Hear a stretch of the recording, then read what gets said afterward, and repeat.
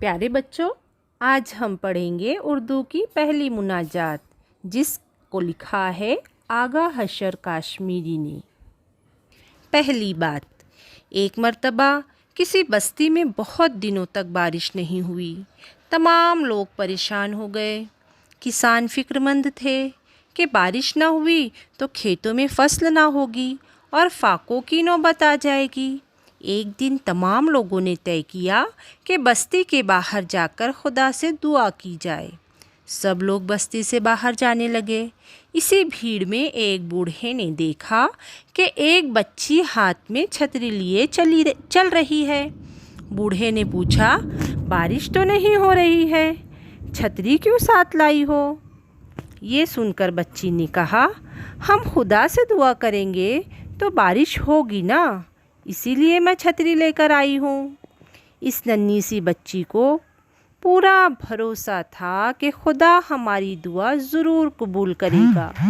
انسان جب ہر طرف سے مایوس ہو جاتا ہے تو اپنے مالک کے سامنے ہاتھ پھیلانے کے سوا کوئی راستہ نہیں ہوتا۔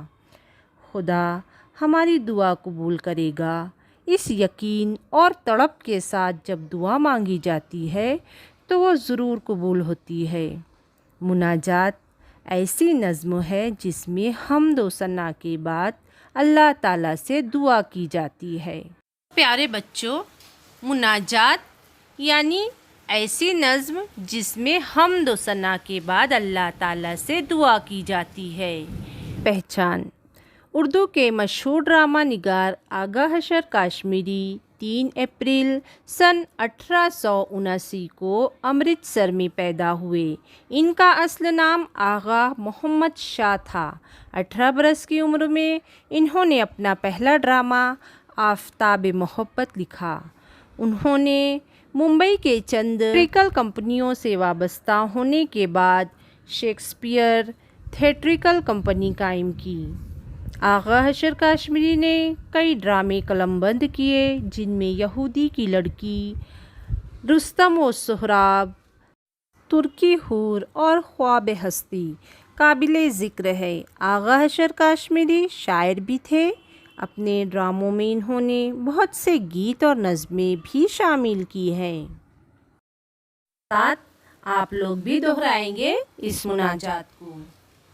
آہ جاتی ہے فلک پر رحم لانے کے لیے، بادلوں ہٹ جاؤ دے دو راہ جانے کے لیے، اے دعا ہاں عرض کر عرش الہی تھام کے، اے خدا اب پھیر دے رخ گردش ایام کے، ڈھونڈتے ہیں اب مداوا سوزش غم کے لیے، کر رہے ہیں زخم دل فریاد مرہم کے لیے، صلح تھی کل جن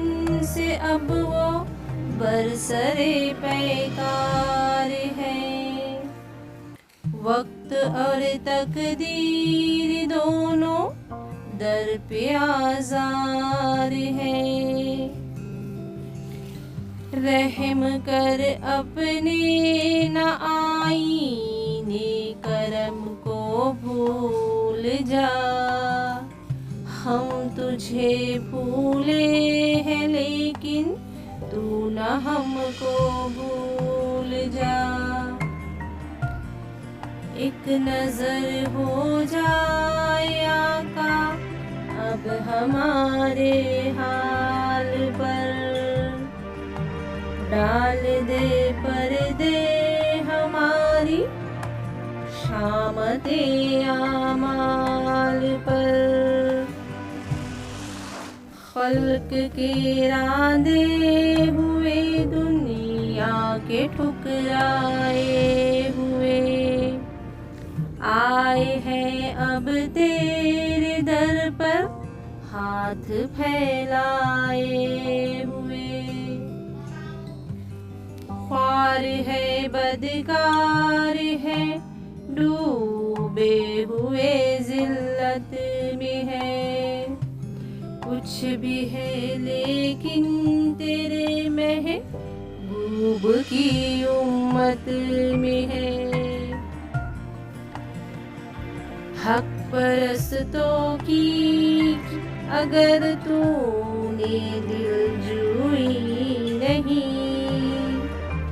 ताना देंगे बुद्ध के मुस्लिम का खुदा कोई नहीं।